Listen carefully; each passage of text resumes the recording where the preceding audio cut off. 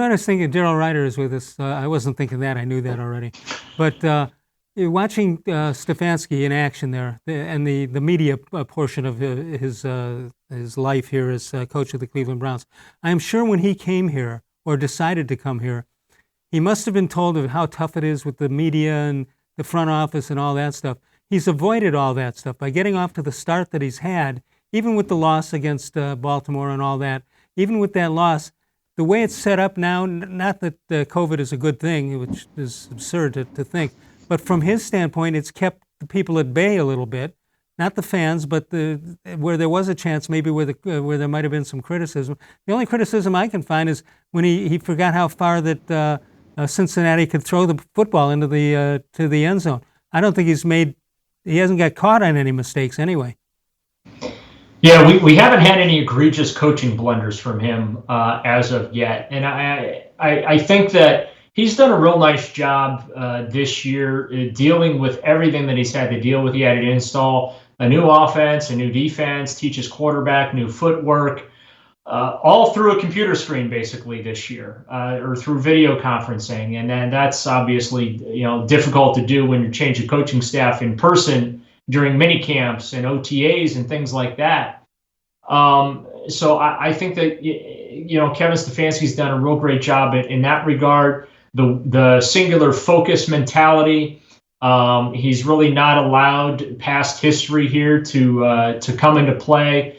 I wrote about this earlier this week, Les. These are not your same bumbling, stumbling, fumbling Cleveland Browns that just embarrass themselves in new ways each and every week. I mean, this is a team that is clearly prepared to take the field every Sunday.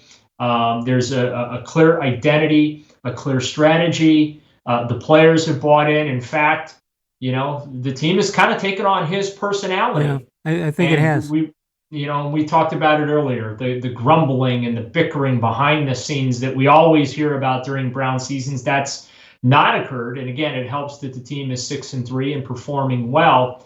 But what has struck me the most this year, Les, is in spite of all the adversity, this team always finds a way to respond. Whereas in years past, it would go from bad to worse and just snowball on the team, and then it would snowball throughout the organization.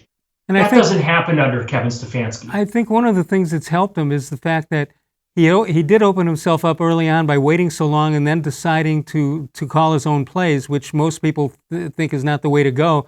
But he's disproved that. If you have the right people. Andy Reid disproved it, Right. I mean, there are coaches throughout the National Football League that do call their own plays, and it's perfectly fine. The reason why we in Cleveland always freak out about it, Les, is because there's just so much chaos that surrounds this team and so much on the head coach's plate. You sit there and understandably say, well, he's got enough to deal with. Does he really need to be dealing with calling his own plays on game day? And again, that chaos and just all these other things that typically pop up haven't popped up. Yeah. I don't think that they're going to pop up. I don't think that this season's going to fall apart like we've seen in years past. I expect this team to make the playoffs. I believe that this team is going to make the playoffs. I think that they're good enough to make the playoffs. So, again, these are things that we're getting used to. We're not used to it. We're always waiting for that shoe to drop. And I don't think that that's going to happen. It's not going to drop. They give a bad play. When I see him in action, go ahead. Yeah, just every time something negative happens, bad score, bad play, bad loss, they respond, and they respond in a positive way. Injuries too, Nick Chubb getting hurt, Odell Beckham Jr. being lost for the season. In years past, Les, it as well as me, those are season derailing injuries, yeah, and that's just not going to happen this year.